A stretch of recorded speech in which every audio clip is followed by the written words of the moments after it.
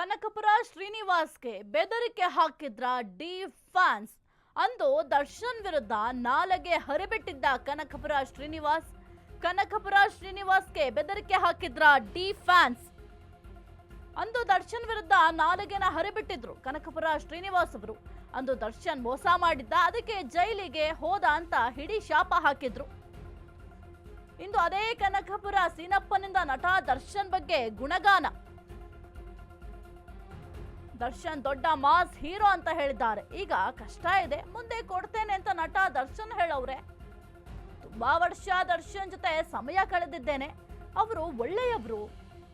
ಆದಷ್ಟು ಬೇಗ ಜೈಲಿಂದ ದರ್ಶನ್ ಹೊರಗೆ ಬರ್ಲಿ ಅಂತ ಕನಕಪುರ ಶ್ರೀನಿವಾಸ್ ಅವರು ಹೇಳಿದ್ದಾರೆ. ಏನೋ ಗೊತ್ತಿಲ್ಲದೆ ಮಾತನಾಡಿದ್ದೇನೆ, ದಯವಿಟ್ಟು ಕ್ಷಮಿಸಿ.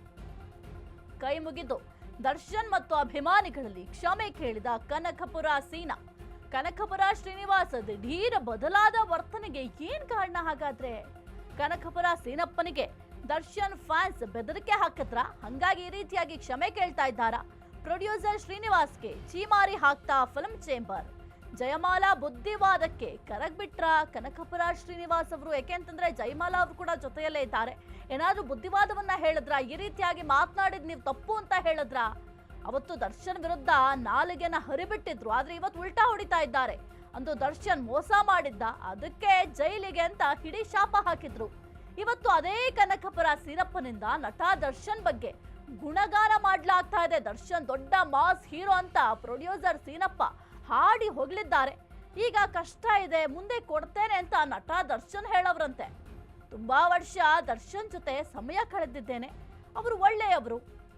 ಆದಷ್ಟು ಬೇಗ ಜೈಲಿಂದ ದರ್ಶನ್ ಹೊರಗೆ ಬರ್ಲಿ ಅಂತ ಕನಕಪುರ ಶ್ರೀನಿವಾಸ್ ಅವರು ಹೇಳಿದ್ದಾರೆ. ಏನೋ ಗೊತ್ತಿಲ್ಲದೆ ಮಾತನಾಡಿದ್ದೇನೆ, ದಯವಿಟ್ಟು ಕ್ಷಮಿಸಿ ಅಂತ ಹೇಳಿದ್ದಾರೆ.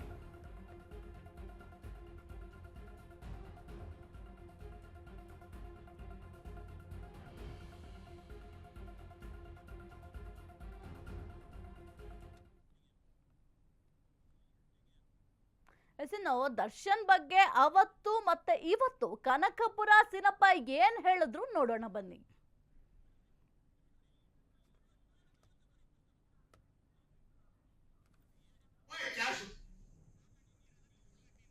ಒಡಿಶಾ ಮೇಲೆ ಪಿಕ್ಚರ್ ಮಾಡಲ್ಲ, ನಿಮ್ಗೆ ಪಿಕ್ಚರ್ ಮಾಡಕ್ ಆಗಲ್ಲ, ನೀವು ಜೈಲ್ಗೆ ಹೋಗ್ಬಿಟ್ಟಿದ್ದೀರಾ. ಜೈಲಿಂದ ಬಂದ್ರೆ ನಿಮ್ ಜನ ನೋಡಲ್ಲ. ಸಿನಿಮಾ ಅಂದ್ರೆ ಡ್ರಾಮಾ ಅಂದ್ರೆ ಕಲಕಲ ಇರೋ ಸರ್ ಹೀರೋ. ಅವ್ರ ಆತ್ಮನು ಮನೆ ಬುಟ್ಟಿಗೆ ಗೊತ್ತಾಗಲಿಲ್ಲ. ಏನಕ್ಕೆ ನಾವ್ ನೋಡ್ಬಾರ್ದು? ಯಾರು ಜನ ಸ್ಕೀಮೇ ನೋಡ್ಬೇಕು. ಆದ್ರೆ ಯಾರು ನೋಡ್ಬಾರ್ದು. ₹100 ಕೊಡೋ ವ್ಯಕ್ತಿ ಬಂದು ಸಿನಿಮಾ ಥಿಯೇಟರ್ ನೋಡ್ಬೇಕಲ್ಲ ಅಂತ ಕಾರ್ಯ ಬೀದಿಗೆ ಕುಣಿತಾರೆ ಹೀರೋ. ಬೀದಿಗೆ ಕುಣಿತಾರೆ. ಯಾರಿಗೆ ನೋಡ್ತಾರೆ ಥಿಯೇಟರ್ ಬಂದು ಸಿನಿಮಾ? ಮಾನ ಮರ್ಯಾದೆ ಮಾಡೋರಿಗೆ ನಮ್ಮ ಹತ್ರ ದುಡ್ಡು ಹೋಗ್ತಾರೆ, ಅಲ್ಲೂ ಟಿವಿ ದುಡ್ಡು ಹೋಗ್ತಾರೆ. ಏನ್ರಿ ಅದನ್ನೇ? ದರ್ಶನ್ ನಮ್ಮ ಏಳು ಬರೋ ಬಾಸ್ ಹೀರೋ. ನಾನು ಫಸ್ಟ್ ಅವ್ರಿಗೆ ಜೊತೆಲಿ ಕುತ್ಕೊಂಡು ಹೊಸ ಗಟ್ಟೆ ನಾವು ಮಾಡಿರೋದು. ಅವ್ರೇನೋ ಕಾಸು ಕೊಡ್ಬೇಕು, ಶೂಟಿಂಗ್ ಕೇಳಿದ್ರೆ ಕಷ್ಟ ಇರುತ್ತೆ, ಏನೋ ಕರ್ಸಿ ನಾನು ಕೊಡ್ತೀನಿ ಶ್ರೀನಿವಾಸ್ ಅವರೇ, ಸ್ವಲ್ಪ ಕಾಲಾವಕಾಶ ಕೊಡಿದ್ದೆ ಕೇಳಿದ್ರು. ಆಯ್ತು ಅಂತ ನಾನು ಬಂದ್ಬಿಟ್ಟೆ. ಅವರು ಪಾಪ ದುಡ್ಡು ಕೊಡ್ಬೇಕು ಅಂತ ಅಂದಿದ್ದೀನಿ. ತಪ್ಪು ದರ್ಶನ, ನೀವು ಯಾವ ಬರ್ತೀರೋ ಬನ್ನಿ, ದೇವರ ಮಾಡ್ತಾರೆ, ನೀವು ಬಂದೇ ಬರ್ತೀರಾ.